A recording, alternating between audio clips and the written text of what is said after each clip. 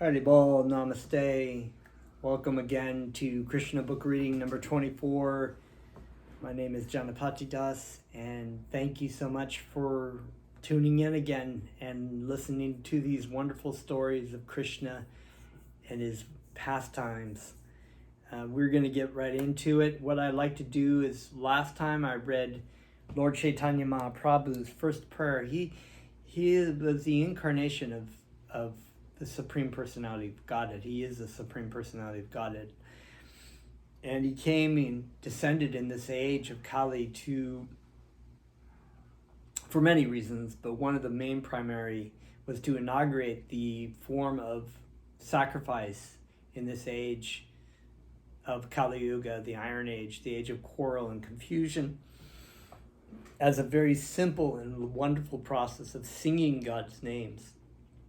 By singing God's names, one can come to the perfection of life. And so last time we read, he was the Supreme Lord, so he had all the knowledge, and he taught his disciples the knowledge and instructed them to write books. So such great souls as Rupa Goswami, the six Goswami brothers, Jiva Goswami, Sanatan Goswami, Raghunath Goswami, and other wonderful disciples who wrote books on the science of bhakti. But he only wrote 8 prayers, but he only wrote and he only had 8 prayers. And these 8 prayers are called the Shikshashtaka, which means the 6 prayers of Lord Chaitanya. The 8 prayers of Lord Chaitanya. And so we read the first one last time, and it's really wonderful if you can get a copy of all these prayers to meditate, because they basically encompass the whole world of bhakti within them. So we're going to read the second of these prayers because it relates to the hearing and chanting of Krishna's names as a prime benediction. And that's why we always start this class and end the class with the chanting, because it is the most important form of meditation to be engaging in.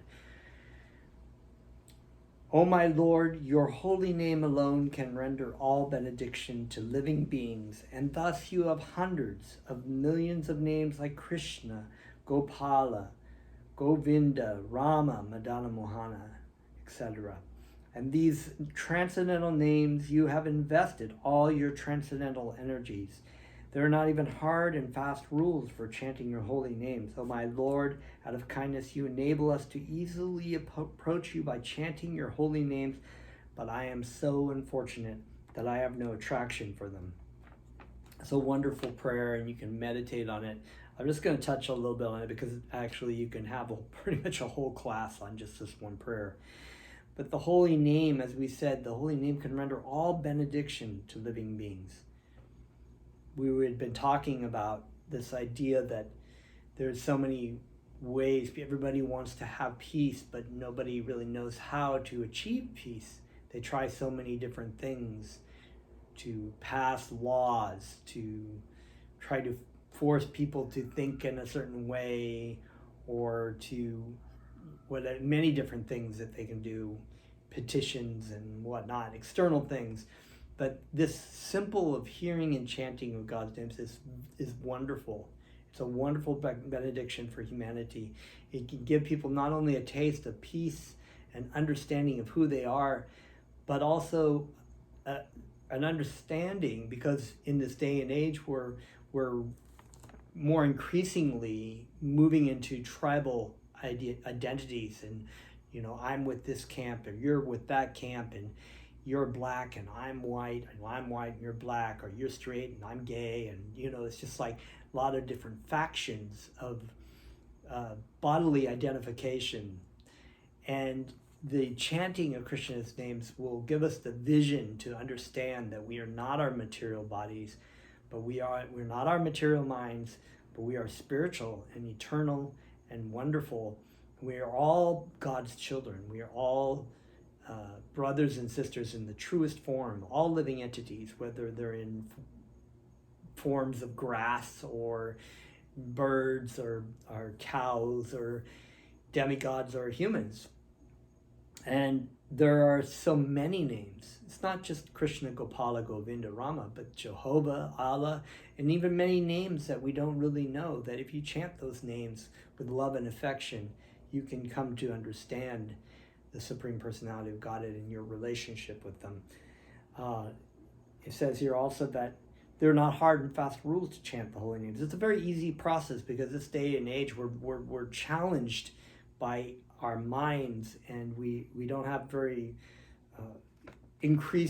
large capacity to understand things or to remember things. So we've been given a very easy process. We're actually it's a quite sinful age. We're distracted, we're angry. And in the end, he says, unfortunately, I have no attraction for them. And he says that because we can meditate on that, because we're in this material world, and it's sort of like Bhaktivedanta Swami used to say that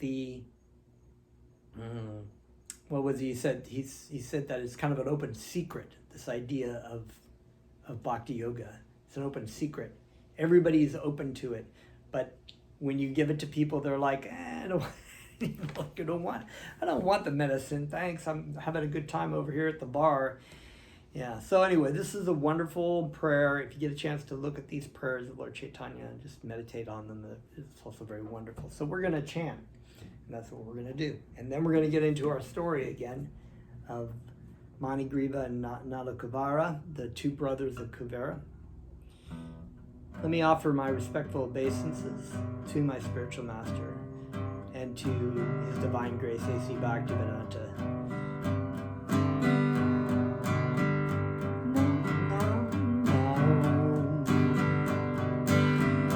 Vishnu Padaya Krishna Kristaya Bhutale Srimate Siddha Swarupananda Alamsa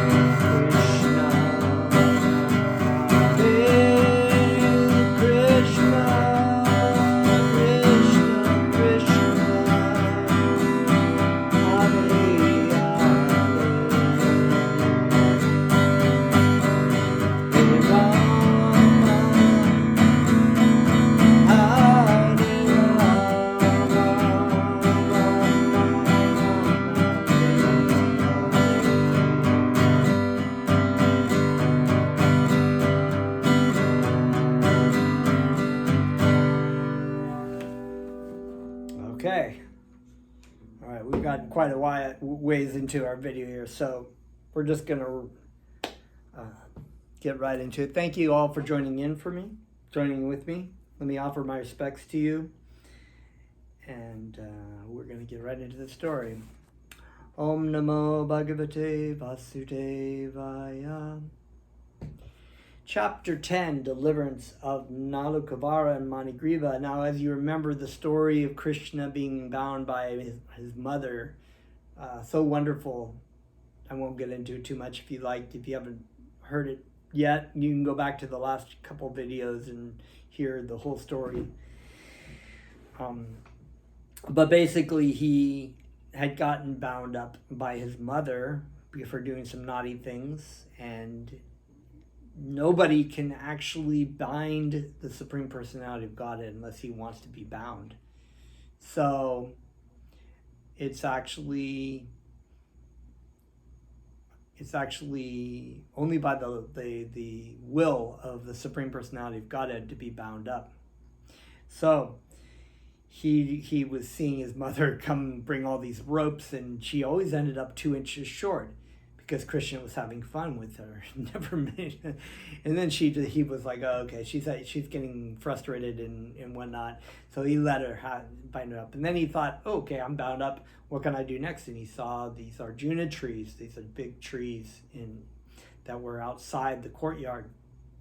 They were actually demigods who had been doing some things that were sinful, and Narada Muni came by, and I'm going to read that story right now, so I won't have to explain it.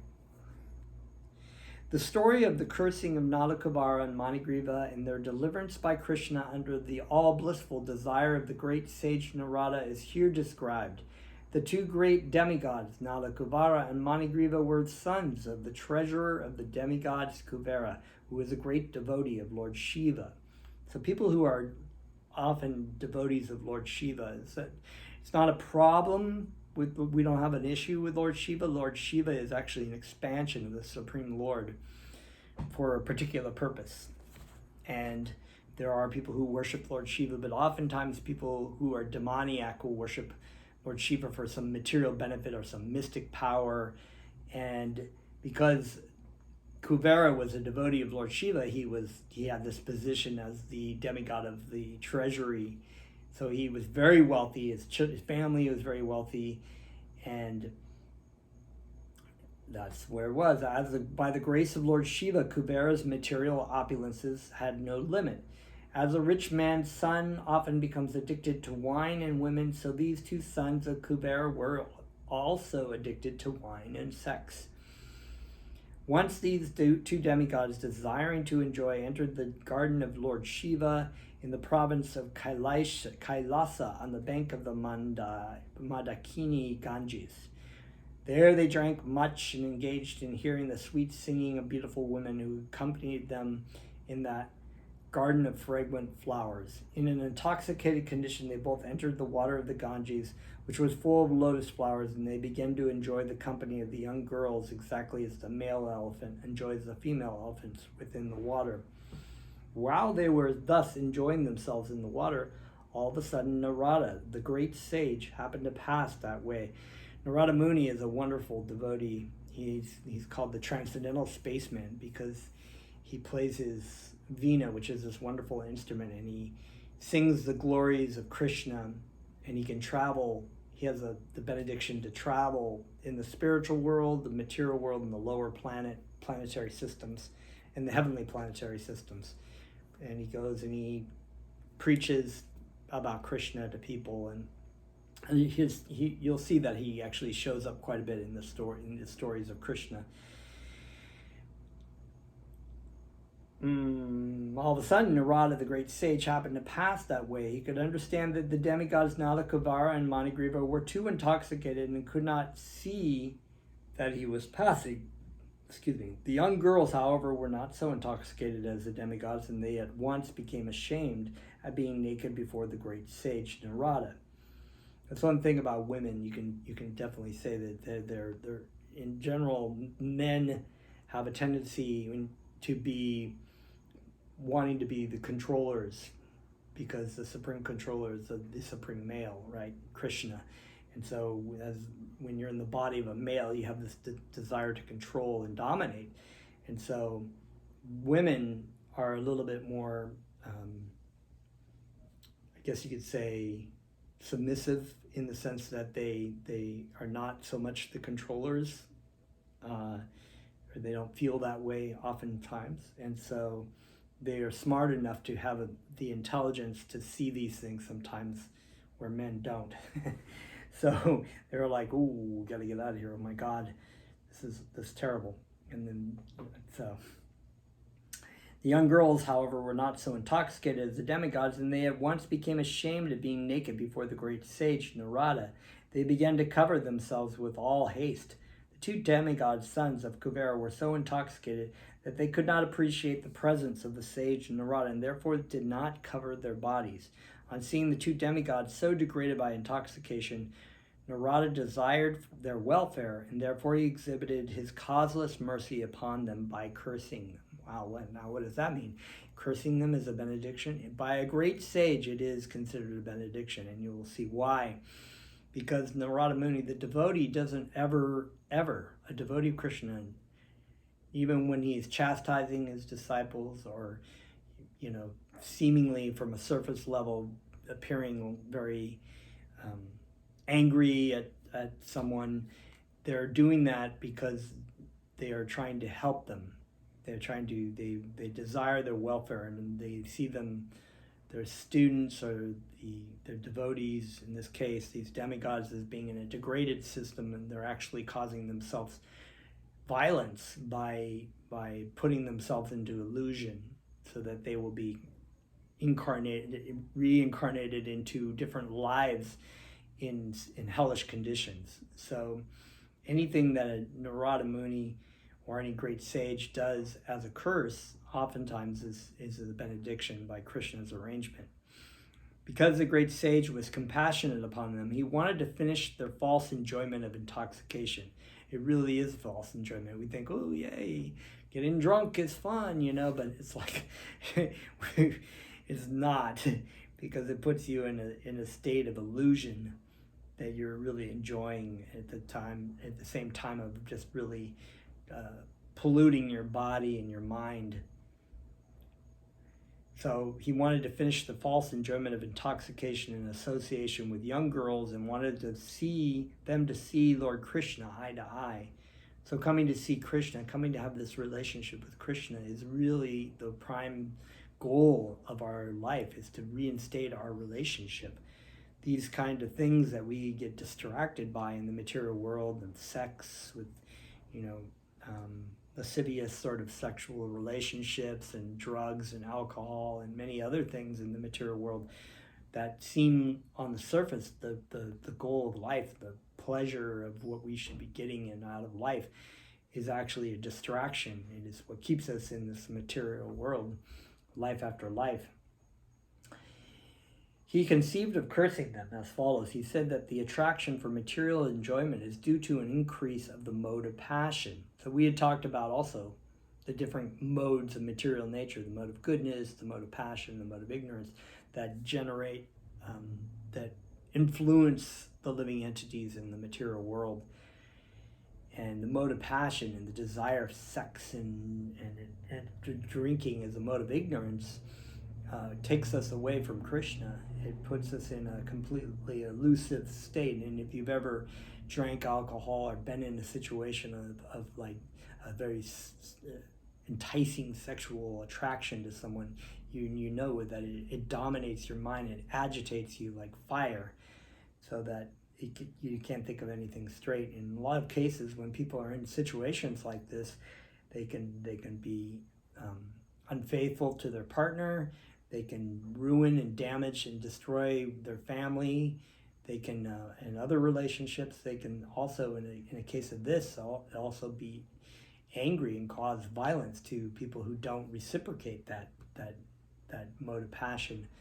Or if somebody wants somebody and then they don't want them and then they kill them, or somebody cheats on this husband, and he gets so angry in the mode of passion he kills kills everybody. So this does happen all the time. And it's because of this mode of passion. You want to ultimately elevate your consciousness to mode of goodness, so you try to stay away from these things. You focus your mind on meditation. It keeps you away, and it also is benediction for society. This is the best way for society. As long as people have these things in society, as long as they encourage them in society, we will always have problems in society. We will always have war. We will always have conflicts. A person in the material world, when favored by the material opulence of riches, generally becomes addicted to three things: intoxication, sex, and gambling. All distractions, all agitations of the mind. Materially opulent men, being puffed up with the accumulation of wealth, also become so merciless that they indulge in killing animals by opening slaughterhouses, and they think that they themselves will never die. Such foolish persons, forgetting the laws of nature, become overly infatuated with the body. They forget that the material body, even though very much advanced in civilization, up to the position of the demigods, will finally be burned to ashes. The body is a temporary thing, and what you have in beauty and sexual attraction now will quickly wane and quickly go away. And this is shown time and time again, but yet people always get into this loop of like, oh, this is great. Look how beautiful I am. Look how sexy I am. And they don't realize in 10 or 20 years they'll be like out of shape or not really. And then they have to get their face adjusted, and they have to get boob jobs, or the guys have to take whatever, like medicine to try to keep up their sexual desires, and it just is a source of complete misery. And so it's best to just not get involved in that, because it's just a waste of time. And while one is living, whatever external condition of the body may be, within there is only stool, urine, and various kinds of worms. It's so true.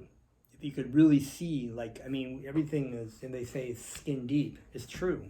This attraction is like, there was an art exhibit where this artist got like the carcasses of bodies, and also of bodies out of morgues, and basically had the skin removed, and then took a picture of a person, and then put that next to the statue of the dog carcass or whatever, so that you could see that once we just remove the skin or remove the hair, that it's not so attractive after all. It's like, and then if you could really see, we just like have feces and worms and urine and sweat. It's actually quite disgusting, really. And while one is living, whatever external condition of the body may be, within there is only stool, urine, and various kinds of worms. Thus, being engaged in jealousy and violence to other bodies, materialists cannot understand the ultimate goal of life. And without knowing this goal of life, they generally glide down to a hellish condition. In their birth, such foolish persons commit all kinds of sinful activities on account of this temporary body. And they are unable to consider whether this body actually belongs to them. Generally, it is said that the body belongs to the persons who feed the body. One might therefore consider whether this body belongs to one personally, or to the master to whom one renders service. The master of slaves claims full right to the bodies of the slaves, because the master feeds the slaves. It may be questioned then whether the body belongs to the father, who is the seed-giving master of this body, or to the mother who develops the child's body within her womb. The child's body in her womb. Foolish persons are engaged in committing all sorts of sins due to the misconception of identifying the material body with the self. But one should be intelligent enough to understand to whom this body belongs. A foolish person indulges in killing other animals to maintain the body, but he does not consider whether this body belongs to him or to his father or mother or grandfather. Sometimes a grandfather or a father gives his daughter in charity to a person with a view of getting back the daughter's child as a son. The body may also belong to a stronger man who forces it to work for him. Sometimes the slave's body is sold to the master on the basis that the body will belong to the master. At the end of the life, the body belongs to the fire, because the body is given to the fire and burned to ashes. Or the body is thrown into the street to be eaten by the dogs and vultures. Pretty graphic, But it's an actually really important point to understand that so many things that we see in society as problems, we go round and round in circles trying to figure out why do we have these problems? Why do we have these, when it's all due to one simple idea, and that is the misidentification of the self with the body and the mind. You can point to anything, whether it's racism, whether it's tribalism, whether it's sexism, or this fight between these people against that people, or the old people against the young people, or this country against that country, and we're better because we're from this country. It's all like a misidentification with the body and other things. The fact that I think one really important point is that when we talk about politics all the time, everybody keeps coming back to this idea that it's about the economy, stupid, right? They say it's about the economy. They don't really realize that it is our overconsumption of things that actually causes the problems of environmental degradation in this country and in the world as well. The more we want to feed our body or to make our body look good, or to whatever we do with our body, the more degradation we will have in the environment. Instead, if we understand that we are not material and we just take what is necessary for our needs, the very minor things that we need for our needs, and for our survival of our body, we can actually all maintain a healthy world and a healthy society, but we don't. So I'm running out of time here. But there's a lot to talk about in this concept of Manigriva and Nalakavara, because of this idea of them engaging in what they were engaging in, this sort of illusion and delusion and deception of trying to find pleasure, temporary pleasure, when they are completely missing the point. And that's a very good reflective idea in society as well. Before committing all kinds of sins to maintain the body, one should understand to whom the body belongs. Ultimately, it is concluded that the body is a product of material nature. It is. It's the things in our body. It doesn't really belong to us.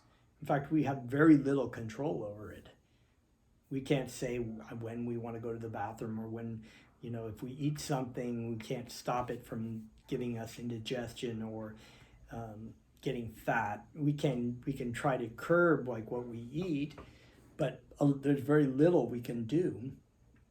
And the things that are made up in our body come from other chemicals that came from other things like plants and water. And it's this consistent cycle. We've talked about last time about the idea of the living entity within the body, and that how they did a study about the chemicals changing over every 3 to 5 years. These chemicals belong to material nature. They belong to the earth and everything. Earth, water, fire, air, all these things make up our body. They are not us. So at the end, it merges into material nature. When our body dies, breaks down really quickly. It's gone. All those particles are in. And then why is it that it's keeping together now? It's because the living entity is present within the body. The living entity is generating the body. It's making the body move. It's making, the body itself does nothing. It doesn't, the body itself does not make it speak or move my hand. The living entity is doing that through its desires of doing it. So that's a pretty deep subject, so I'm just going to keep going on because I'm running out of time. And at the end, it merges into material nature. Therefore, the conclusion should be that the body belongs to material nature, one should not wrongly think that the body belongs to him. To maintain a false possession, why should one indulge in killing? Why should one kill innocent animals to maintain the body? And there's so much more to hear, but I think we're going to end there, and we'll pick up on it a little bit more later. But that there is a quote in the Sri Upanishad, which is one of the top cream of the cream Upanishads, called the Sri Upanishad. It's also been translated by A.C. Bhaktivedanta Swami Prabhupada, and purported upon as well by him. And also my spiritual master has also done a purport on the Sri Upanishad. But the first invocation, they call it, it's not the first text, but it's before. It says that everything animate and inanimate is owned and controlled by the Supreme Lord, and one should know his quota and to whom it belongs. So, but we don't really operate on that level. We think, this is my body, this is my house, this is my wife, this is my dog. Everything is done as a self-centered, selfish, to one degree or higher degree or lower degree. People are hoarding, and they're acting on a platform of thinking that what they are in possession of right now is theirs, but it's not theirs. It's just something that's temporarily that you've gotten through your karma, and the fact that you may or may not have those things. You find, one day you have a house, next day the house is gone, or you have to sell the house. So anyway, I will have to go because I'm getting a phone call, but we will pick up next time. Okay, thank you, Haribol.